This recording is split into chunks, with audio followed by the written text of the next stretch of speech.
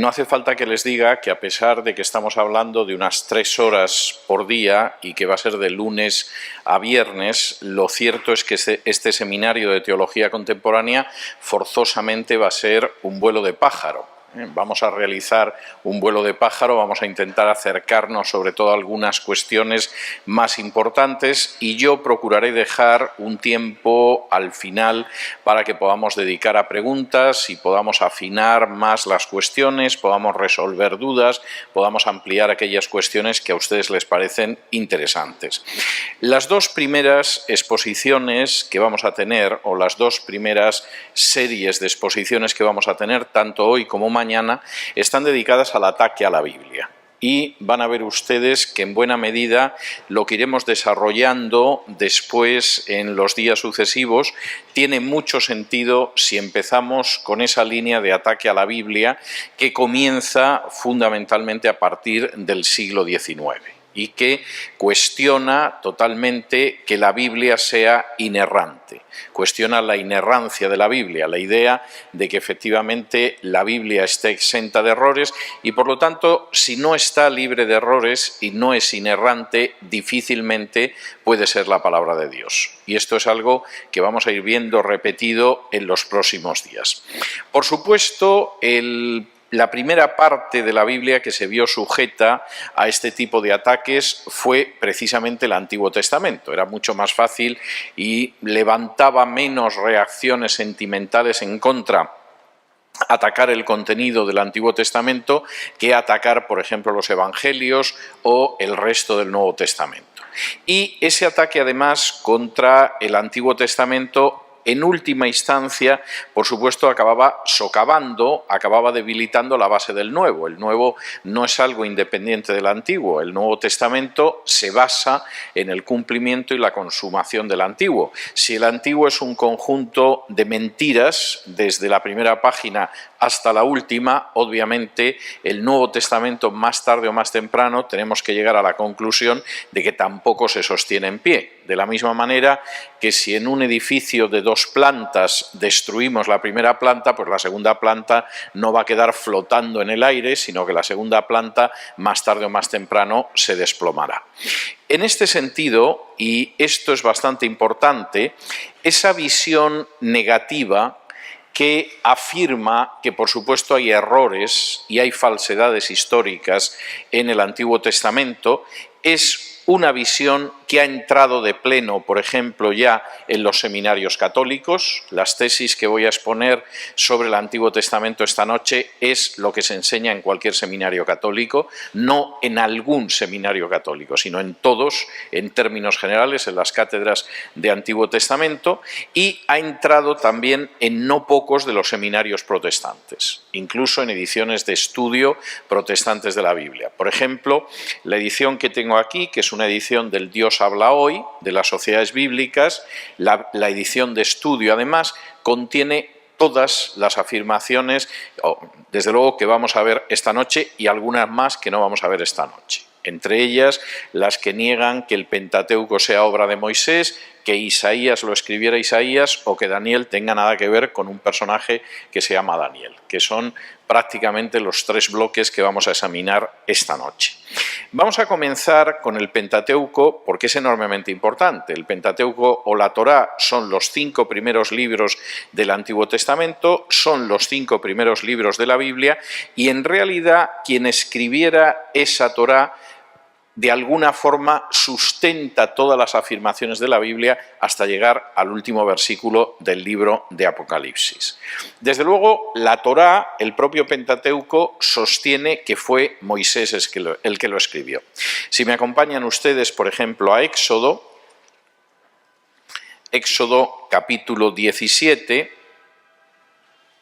y versículo 14, aparece una afirmación clarísima en ese sentido. Dice en Éxodo 17:14, y Jehová dijo a Moisés, escribe esto para memoria en un libro y di a Josué que raeré del todo la memoria de Amalec debajo del cielo. Es el propio Jehová el que le dice a Moisés que tiene que dejar una constancia escrita en un libro precisamente de aquello que ha pasado.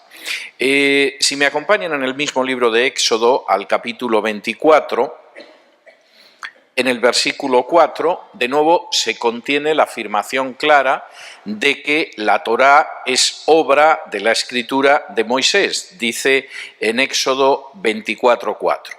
Y Moisés escribió todas las palabras de Jehová, y levantándose de mañana edificó un altar al pie del monte y 12 columnas según las 12 tribus de Israel. El texto en ese sentido es muy claro. Y por supuesto, en el último libro de la Torá vuelve a repetirse la idea de que efectivamente fue Moisés el autor de esa Torá. En Deuteronomio, capítulo 31, y versículo 9, por ejemplo, Deuteronomio 31:9 dice: y escribió Moisés esta ley y la dio a los sacerdotes, hijos de Leví, que llevaban el arca del pacto de Jehová, y a todos los ancianos de Israel.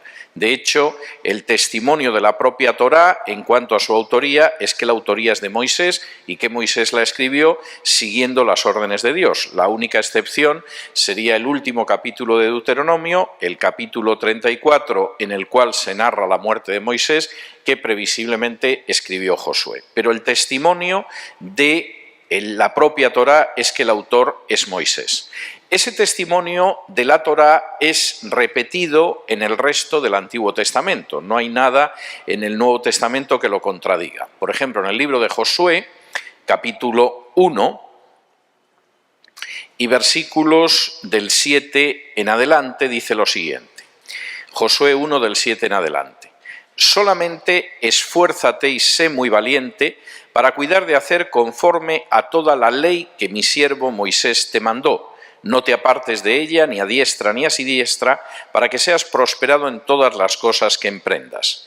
Nunca se apartará de tu boca este libro de la ley, sino que de día y de noche meditarás en él, para que guardes y hagas conforme a todo lo que en él está escrito, porque entonces harás prosperar tu camino y todo te saldrá bien. El testimonio del propio Josué en ese sentido no puede ser más claro. El libro de la ley, como le dice el propio Jehová a Josué, es un libro que escribió mi siervo Moisés. Está relacionado totalmente con Moisés.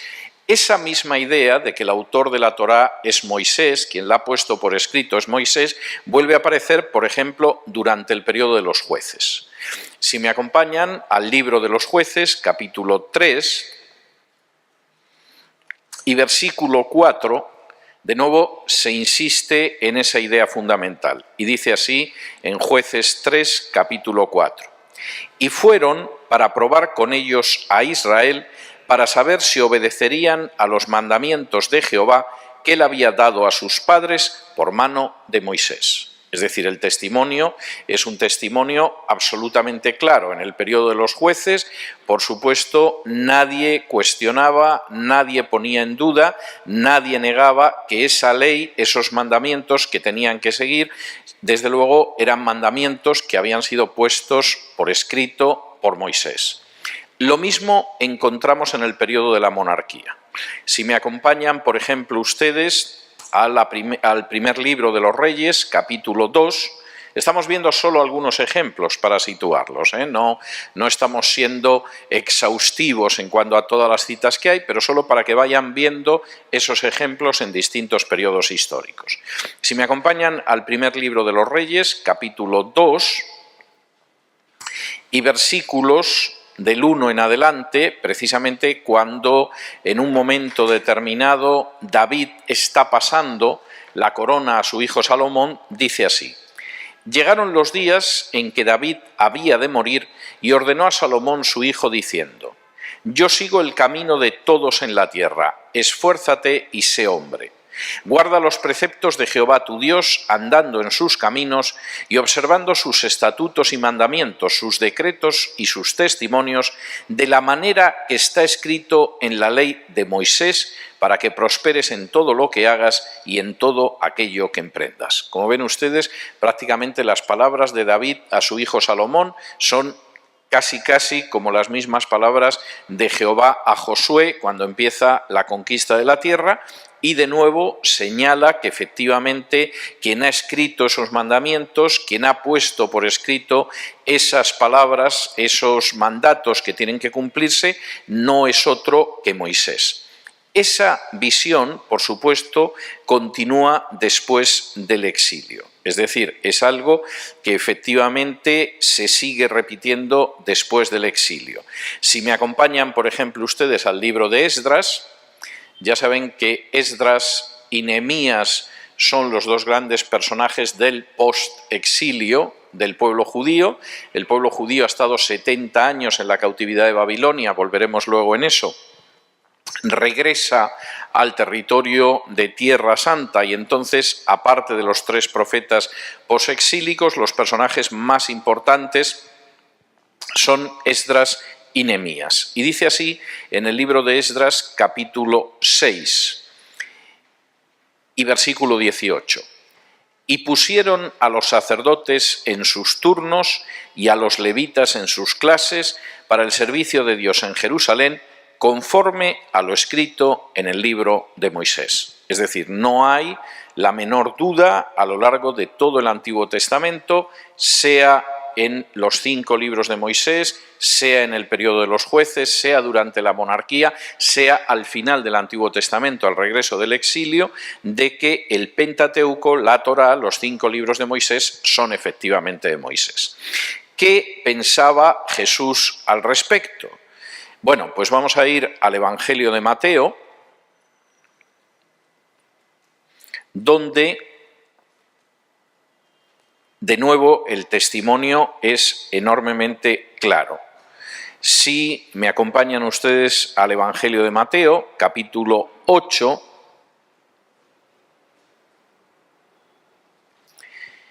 y versículo 4, dice así: Entonces Jesús le dijo: Mira, no lo digas a nadie, sino ve, muéstrate al sacerdote y presenta la ofrenda que ordenó Moisés para testimonio a ellos.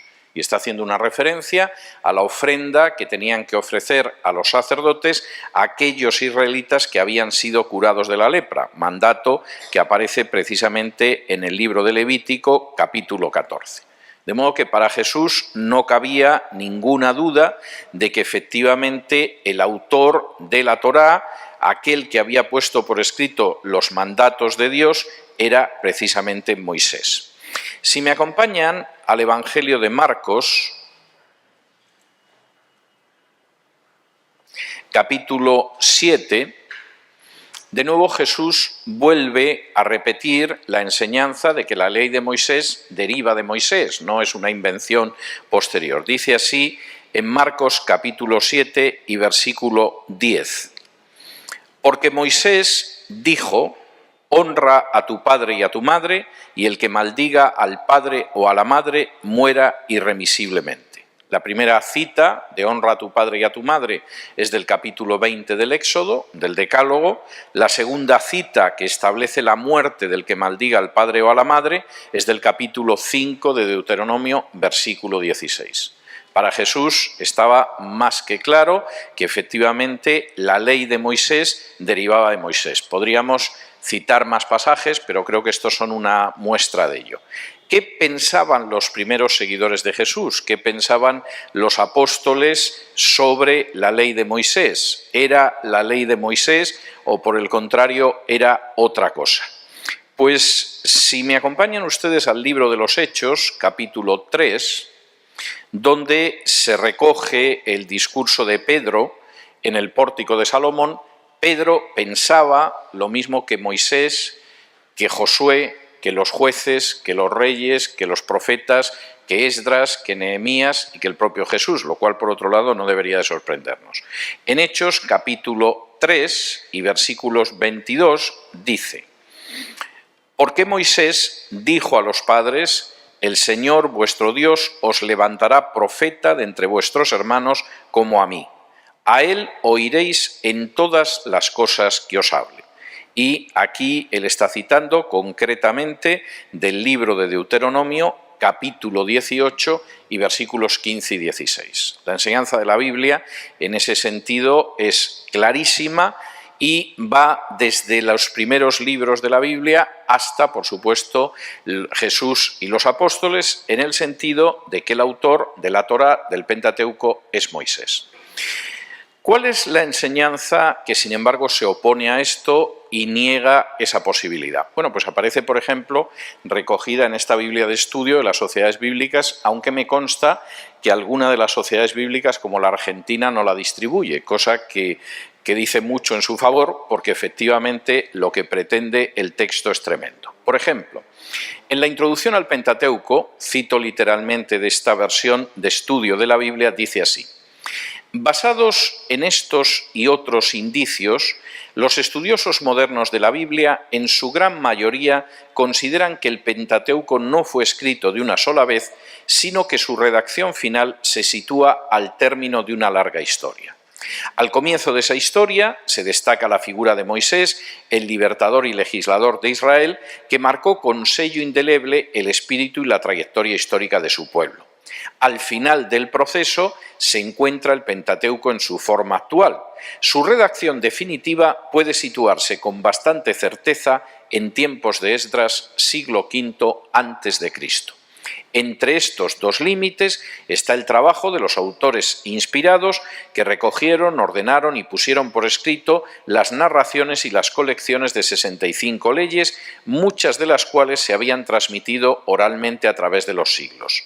Por tanto, reconocer la paternidad mosaica del Pentateuco no equivale a afirmar que Moisés fue el autor material de cada uno de los textos, sino que el legado espiritual de Moisés fue acogido por el pueblo de Israel como una herencia viva.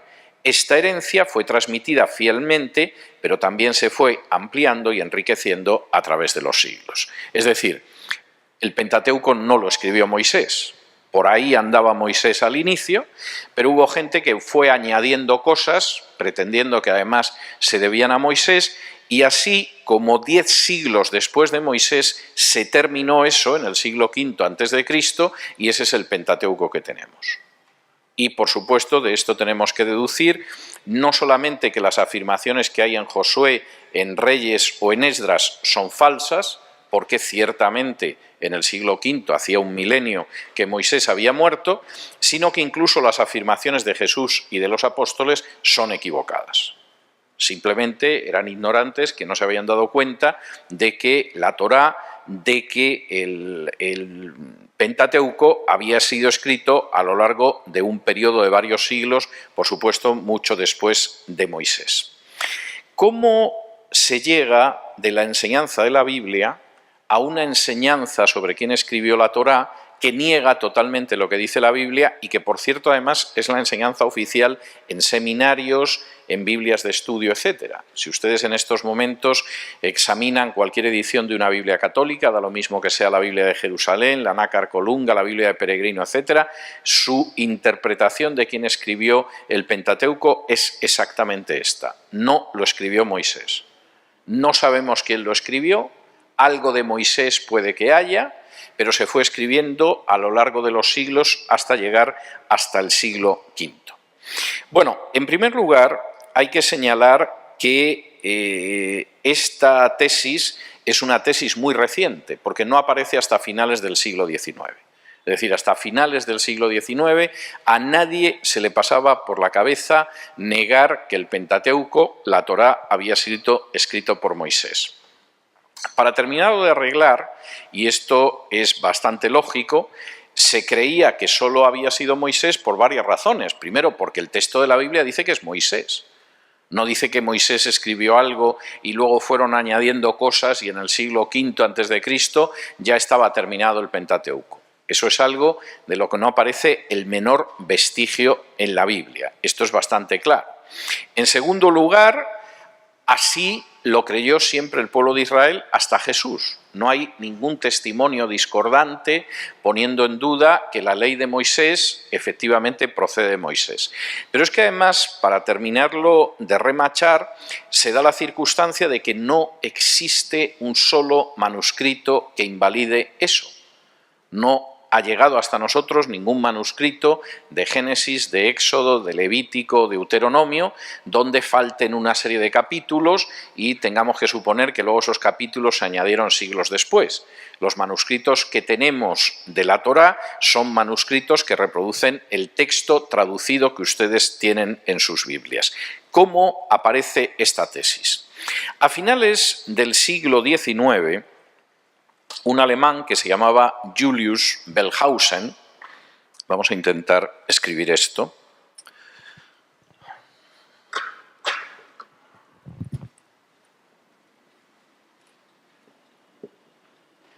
Julius Wellhausen, la W en alemán se pronuncia como V fuerte, no como U. Julius Wellhausen escribió un libro en el que sostenía que la Torá no la había escrito Moisés, que era fruto de una redacción que se había extendido a lo largo de los siglos y que, por supuesto, en ella habían intervenido distintos autores. Y a esto se le llamó la hipótesis documentaria, en el sentido de que era una teoría que sostenía que había varios documentos. ¿En qué basaba Wellhausen la idea de que la Torá, de que el Pentateuco no había sido escrito por Moisés? Bueno, él daba varias razones.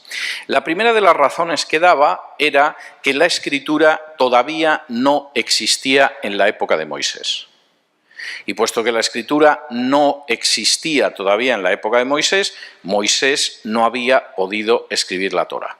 En un mundo de analfabetos, donde supuestamente no existía la escritura, pues lógicamente Moisés no podía haber escrito. Ese era el argumento de Wellhausen. En segundo lugar, Wellhausen comentaba que había dobletes o repeticiones de episodios, lo cual quiere decir que seguramente había habido varias novelas que se habían ido escribiendo, esas novelas en algún momento se habían juntado todas y entonces se veían dobletes. Por ejemplo, en un momento determinado, en esos dobletes, pues resulta que había varios personajes de la historia de los patriarcas cuyas esposas las había pretendido algún personaje poderoso. Y entonces, en alguna ocasión, pues a quien le había caído la historia era por la lujuria del faraón y a veces por Abimelech, que era un reyezuelo de Canaán, y entonces esto significaba que en realidad era la misma historia, pero contada por distintas gentes, y al final, al recoser esos documentos, pues se daba la circunstancia de que habían quedado las dos historias. Pero no eran historias distintas, eran la misma historia que se repetía según los documentos. La tercera razón que daba Wellhausen es que además Dios recibía nombres distintos en el documento. Y en ese sentido había unas veces en que Dios aparece como Jehová y por lo tanto ese sería un documento que sería el documento J. Hay otras veces en que a Dios se le llama Elohim y ese sería el documento E de Elohim, y aparte de eso habría por lo menos otro documento más sacerdotal donde aparecen normas de sacrificios, a eso lo llamaba P de Prista, que es sacerdote en alemán, y finalmente había otro documento más que él llamó deuteronomista, D porque es la base del Deuteronomio. No hace falta decir, insisto en esto, que no hemos encontrado jamás ningún manuscrito de J, de E, de P o de D. Esto era la hipótesis de Wellhausen, que se enseña, que aparece en las Biblias, pero que realmente no tiene la menor base textual, la menor base documental. ¿Cuándo se escribieron estos documentos? Bueno, Wellhausen pensaba que habían empezado a escribirse en la época del rey David, allá por el año 1000 a.C., aproximadamente. Y que los documentos se habían ido sumando y habían ido apareciendo en los siglos siguientes hasta llegar al siglo V a.C. Y en ese sentido, al final, Esdras había recosido seguramente los distintos documentos y teníamos el Pentateuco que tenemos, que en fin, aparte de contradicciones, duplicidades, dobletes, etcétera, es totalmente falso porque puede que haya algo de Moisés ahí. Pero claro, imagínense un texto que empieza a escribirse 500 años después de Moisés en el siglo X a.C., Moisés vivió en el siglo XV a.C., pues ya con medio milenio de distancia, en fin, lo que pueda contar no es muy fiable, y teniendo en cuenta que luego se estiró otro medio milenio hasta que acabó el texto, en fin, ahí nos movemos en un terreno pantanoso en el que no deberíamos de creer mucho. ¿Qué hay que responder a la hipótesis documentaria? Porque seguramente muchos de ustedes es la primera vez que oyen esto y estarán pensando que cómo se pueden decir tantos disparates en tan poco tiempo. No me culpen a mí, me limito a reproducir la hipótesis documentaria y créanme que no lo hago por capricho. Si realizan ustedes el ejercicio, tienen en su casa una Biblia católica que suele llevar notas y hacen el ejercicio de mirar las notas, verán que sostiene la hipótesis documentaria. Pero también sucede en el mundo protestante, no es algo solo para especialistas o algo que yo me complazco en contar. Bueno, en primer lugar hay que señalar que la hipótesis documentaria es un disparate y voy a intentar mostrarles por qué para acabar esta primera sección. En primer lugar, y a pesar de que todos hablan de los documentos J, E, P y D, a la hora de la verdad nadie se pone de acuerdo en cuáles son los capítulos y versículos de J, E, P y D. Es decir, que existen supuestamente 4 documentos, es algo que todo el mundo enseña y además enseña con un enorme dogmatismo. ¿Qué compone esos 4 documentos? Es algo en el que no hay 2 autores que estén de acuerdo. Es más, si se molestan en ver, por ejemplo, comentarios de libros del Pentateuco, en muchas ocasiones resulta que medio versículo corresponde a J y medio versículo corresponde a E. Es decir, en ese sentido no hay ningún acuerdo. Algunos autores, como C.F. Simpson, habla de que en realidad hay J1 y J2. O sea, no solo J, sino que además tenemos 2 J's.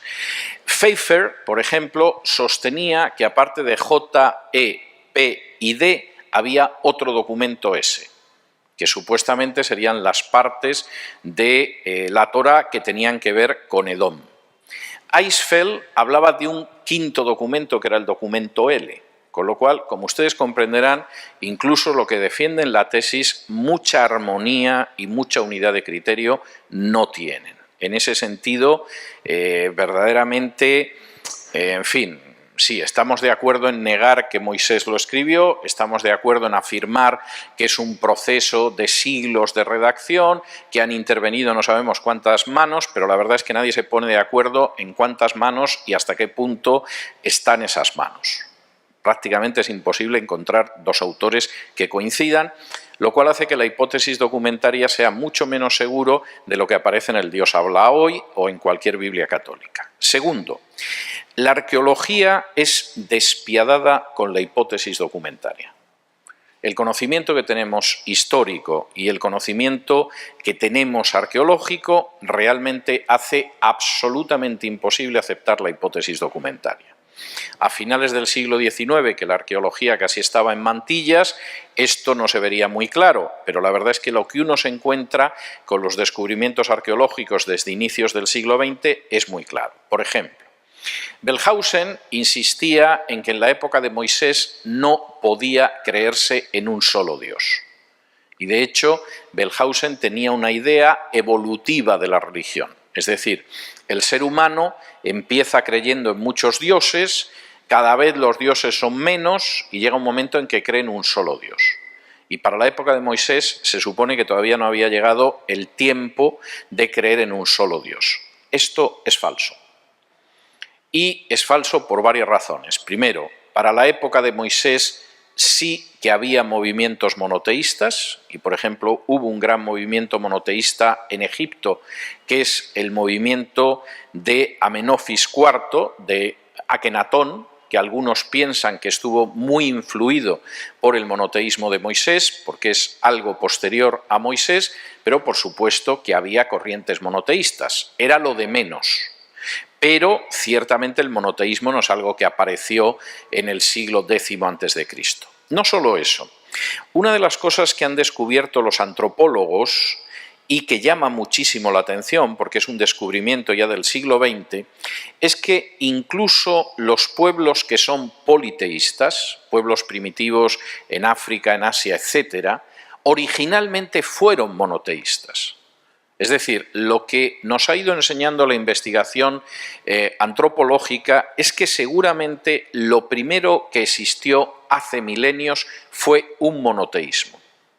Y ese monoteísmo fue degradándose hasta caer en un politeísmo. Es curioso, por ejemplo, cómo en algunos pueblos africanos todavía se mantiene la idea de un Dios creador único y supremo, que ha sido sustituido poco a poco por distintos dioses. Y entonces todavía recuerdan que hubo ese Dios y es un Dios que prácticamente está negado dentro de la vida religiosa de la tribu, pero sin embargo ese Dios en algún momento era el único Dios al que respetaba la tribu. Y con el paso del tiempo ha quedado por ahí, nadie se atreve a negarlo, pero la tribu ya se maneja con otro tipo de dioses y se maneja con chamanismo, con brujería, etcétera, etcétera. De modo que en términos históricos y antropológicos, lo que realmente sí conocemos es exactamente lo contrario.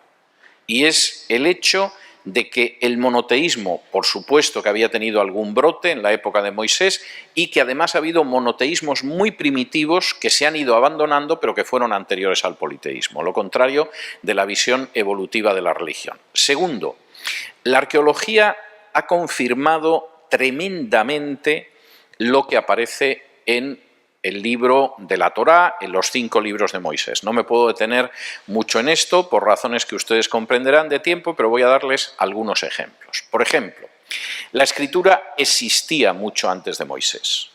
Afirmar que Moisés no pudo escribir el libro del Génesis, por ejemplo, porque no había escritura, a lo mejor a finales del siglo XIX se podía decir. Hoy en día es imposible de decir porque tenemos muchos ejemplos de escritura anteriores a Moisés. Por ejemplo, tenemos ejemplos de escritura en el caso de Egipto, que era una escritura jeroglífica, pero ya tenemos ejemplos de escritura alfabética, como la escritura hebrea, por ejemplo, en Ugarit. Ugarit es una civilización de Medio Oriente, cercana a lo que ahora es el Líbano, que se ha estudiado mucho, sobre todo en los últimos 50 años, y que, por supuesto, tenía leyendas, tenía mitología y tenía escritura. De modo que, por supuesto, que Moisés pudo escribir perfectamente el Pentateuco porque existía. Tenemos muestras de escritura alfabética anteriores a Moisés en el monte Sinai. Es decir, hay una serie de inscripciones encontradas arqueológicamente en el monte Sinaí donde aparece. E incluso hay una pieza en Oriente Medio muy interesante que es un calendario, el calendario de Gezer, y en este calendario nos encontramos con esa escritura alfabética antes que Moisés. De manera que afirmar a estas alturas que Moisés no pudo escribir el Pentateuco porque no había escritura es una estupidez. Lamento que algunas personas sigan utilizando todavía ese argumento, pero histórica y arqueológicamente es insostenible. Segundo, el panorama que describe el libro de la Torá, sobre todo en el caso de los patriarcas, es increíblemente exacto. No es el panorama de la época de David. Piensen ustedes que el panorama del Perú antes de que llegaran los españoles no es el panorama de ahora. Eso es algo que puede entender cualquiera. Las épocas cambian y uno puede entender cuál es el panorama en una u otra época y darse cuenta de que no puede ser así. Si ahora apareciera un supuesto documento inca hablando de Fujimori, pues todo el mundo se daría cuenta de que tiene que ser mentira, porque evidentemente Fujimori no vivía en la época de los incas. Es algo absolutamente de sentido común. Y, por supuesto, eso es algo que queda muy claro en la Torá. Lo que se describe es propio de esa época, pero no propio de la época del rey David y mucho menos propio del siglo V a.C. Les voy a poner algunos ejemplos porque son importantes. En los relatos de los patriarcas aparecen una serie de instituciones que encontramos en las tablillas de Mari, que son aproximadamente del 1700 a.C., y en las leyes de Nuzi, que son del 1500 a.C., y que coinciden con la época de los patriarcas y dicen lo mismo. Si el Génesis se hubiera escrito realmente en el siglo V a.C., no hubiera podido incluir estos datos. Por ejemplo, fíjense en algunas cosas curiosas que llama la atención cuando uno lee el Génesis, pero que uno comprende cuando sabe que era la ley de la época. Ustedes recordarán cuando en un momento determinado Abraham decide pedir a su mayordomo, el Damasceno, que haga un juramento y le dice que le coloque la mano debajo del muslo. Y todo el mundo se pregunta por qué debajo del muslo. Bueno, por la sencilla razón de que efectivamente los juramentos legales de la época de Abraham se hacían colocando la mano debajo del muslo, porque el muslo estaba cerca de los genitales de la fuente de la vida. Y lo más sagrado que se consideraba para poder decir, bueno, este es un juramento serio, era coloca la mano debajo de mi muslo, porque eso me asegura que estás jurando casi por lo más sagrado. Eso no existía en la época de David, eso no existía en la época de Esdras, pero sí era propio de la época de los patriarcas y es algo que recoge Moisés. Otro episodio del Antiguo Testamento que a ustedes les tiene que sonar o suena chocante, pero que aparece, por ejemplo, en las leyes de Nuzi. Una mujer es estéril y como es estéril decide darle descendencia a su marido, haciendo que su marido mantenga relaciones sexuales con una esclava. ¿Les suena ese episodio? Es el episodio de Abraham, de Sara y de Agar. Es decir, Sara es estéril, quiere proporcionar descendencia a su marido, quiere que además esa descendencia parezca que es de ella y para eso utiliza una esclava. Eso aparece en las leyes de Nuzi de 1700 a.C. Es decir, lo que nos muestra la arqueología y lo que nos muestra la historia es que efectivamente lo que aparece en esos libros indica que están escritos muy cerca de la época y desde luego no tienen nada que ver con la época de David o con la época de Esdras. La arqueología ciertamente lo que ha hecho ha sido corroborar el contenido de los libros de Moisés. Tercero, que es bastante importante, los supuestos dobletes que aparecen en la Torá, es decir, de pronto en dos ocasiones hay dos mujeres a las que las pobres son miradas por alguien poderoso, sea Abimelech, sea el faraón, y efectivamente pretenden acostarse con ellas y eso coloca en un problema a un patriarca. Eso no son dobletes, son dos episodios distintos referidos a personajes distintos. Es decir, pretender que como a mi abuela la intentaron violar, si alguien dice que a mi hermana la intentaron violar es mentira y en realidad es un doblete, es un disparate.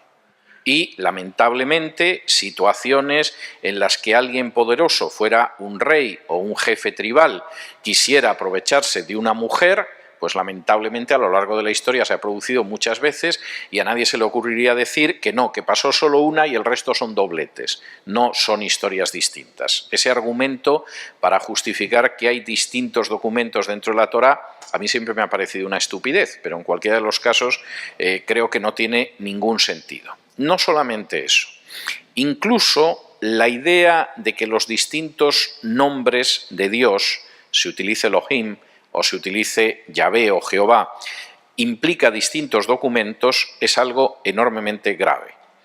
Los nombres de Dios son utilizados en un caso o en otro en el Antiguo Testamento según la manera en la que Dios se manifiesta.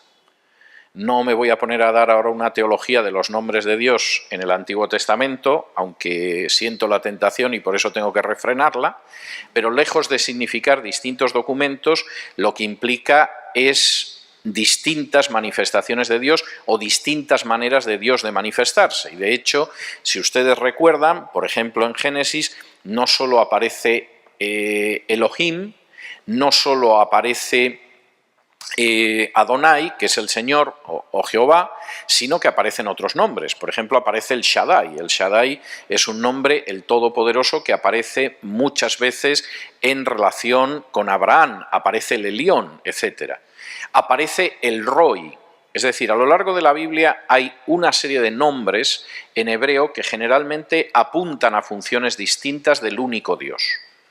Y según cómo sean esas funciones, pues evidentemente se suele utilizar más un nombre que otro, pero eso no significa que hubiera distintos documentos que acabaran cosidos. De hecho, en el siglo XII, un escritor judío que se llamaba Yehudá Haleví escribió un libro que se titulaba Kosri, en el cual se dedicaba a explicar los nombres divinos. Es decir, solo hay un Dios, pero efectivamente, según el nombre, se pueden aprender muchas cosas. Yo no me puedo detener ahora en la cuestión de los nombres, pero puedo decirles a ustedes que ir analizando los nombres con los que es denominado Dios dentro de los libros de Moisés tiene una riqueza teológica extraordinaria. Y cuando, por ejemplo, en un momento determinado Dios se aparece en la zarza ardiente a Moisés y Moisés le pregunta su nombre, no es porque no conozca el nombre o aquello sea un desconocido, es por el hecho de que cada nombre implica una cualidad y Moisés lo que quiere saber es qué exactamente le va a apoyar si él decide bajar a Egipto, que no está nada decidido a bajar a Egipto. Y la respuesta que le da Dios en ese momento, Eye, Esher, Eye, yo soy el que soy, pero también yo seré el que seré, en última instancia le está diciendo a Moisés, no te pongas a especular con el contenido de los nombres, porque el que bajo soy yo. Y con eso tienes bastante. Y yo soy me envía para que bajes. Eso es lo que tú tienes que decir a tus compatriotas. Incluso tendría que decirles que una de las posibilidades del tetragramatón, y con esto voy a acabar esta digresión, el nombre de Dios que generalmente transcribimos como Jehová, en algunas Biblias, sobre todo católicas, aparece Yahvé. Incluso hay gente que en realidad piensa que la pronunciación era Yahu, que significa literalmente ahí está Él. Es decir, lo único que podemos decir en realidad, intentando definir a Dios con un nombre, es o Él, porque ya con eso uno ha dicho bastante. Es decir, no podemos abarcar en absoluto a Dios y de hecho los distintos nombres solo nos permiten ver pequeñas facetas de quién es realmente Dios. Si esto es tan claro, y con esto voy a concluir esta primera parte y les voy a dar 5 minutos de respiro, porque las que vienen son todavía más duras, si esto es tan claro, ¿por qué hay gente que todavía defiende la hipótesis documentaria, que la enseña en seminarios y facultades de teología o que ensucia ediciones de la Biblia, como el Dios habla hoy, con esa referencia a una hipótesis documentaria que niega la inerrancia de la Escritura, que niega que fuera escrito el Pentateuco por Moisés y que además lo que acaba estableciendo es que las enseñanzas del Antiguo Testamento, pero también de Jesús y los apóstoles sobre la Torá, son radicalmente falsas. ¿Por qué se mantiene eso? Hay varias razones. Una de las razones, sin duda, es el hecho de que efectivamente es muy apetecible negar que la Biblia sea la palabra inerrante de Dios. Y en ese sentido no tenemos la menor intención de que la Biblia domine nuestras vidas, luego por lo tanto mejor si encontramos supuestos argumentos que niegan su veracidad y su inerrancia. Y es algo como si de pronto un padre llega a un hijo y le dice lo que tiene que hacer y el hijo le dice, usted no es mi padre, no se meta en mi vida. Y efectivamente el paralelo en este sentido es muy claro. En otros casos, y esto también es interesante, yo creo que es la razón por la que la Iglesia Católica ha terminado absorbiéndolo, esa falta de veracidad y de inerrancia de la Biblia obliga, si uno quiere seguir en el terreno religioso, a aceptar una autoridad espiritual que está por encima de la Biblia. Y eso a la Iglesia Católica le parece fantástico. Después de estar combatiendo durante medio milenio contra la reforma que afirma la sola Escritura, es absolutamente extraordinario poder decir, no, la sola Escritura no es fiable porque la Biblia contiene errores, porque el Pentateuco no lo escribió Moisés, por muchas otras cosas, y para no ir a ciegas uno tiene que someterse a una autoridad eclesial que por supuesto es el magisterio de la Iglesia de Roma. Y eso explica por qué la Iglesia Católica, que todavía a inicios del siglo XX negaba la hipótesis documentaria, incluso hay una resolución de la Comisión Pontificia de Sagradas Escrituras negándolo, sin embargo lo acaba abrazando porque implica que si quieres meterte en la Biblia y no perderte, el único camino que tienes es seguir lo que nosotros decimos. Y insisto, yo estoy convencido de que buena parte de la exégesis católica de las últimas décadas ha ido por el terreno liberal, simplemente porque el terreno liberal subraya y acentúa y fortalece la necesidad de contar con una autoridad eclesiástica que te diga lo que dice la Biblia. Porque tú de entrada no sabes qué parte es el documento P y qué parte es el documento J, ni cosa por el estilo. La última razón, y esta me parece una razón muy grave, pero créanme ustedes que es bastante más común de lo que parece, es la pereza intelectual. La pereza es muy mala, es decir, la pereza material es malísima. La pereza espiritual es terrible. Es decir, hay gente que por pereza espiritual se queda paralizado y pudiendo convertirse en un gigante espiritual acaba siendo un enano espiritual. Pero la pereza intelectual es terrible.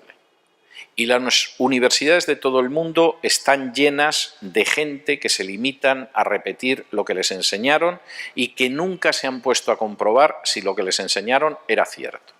Y están diciendo las mismas necedades de finales del siglo XIX, que quizá en el siglo XIX se podían justificar, las están diciendo a inicios del siglo XXI por pereza. Y esto es muy grave. Y les voy a leer un testimonio en este sentido con el cual acabo esta exposición. Cyrus Gordon, que es uno de los especialistas, como hay muchísimos, que niega la hipótesis documentaria y que considera que es un disparate mantener esto, al final de un artículo en el que hablaba de la hipótesis documentaria y la refutaba, contaba la siguiente anécdota. Un profesor de la Biblia en una universidad de vanguardia me pidió en cierta ocasión que le diera los hechos reales acerca de JEPD.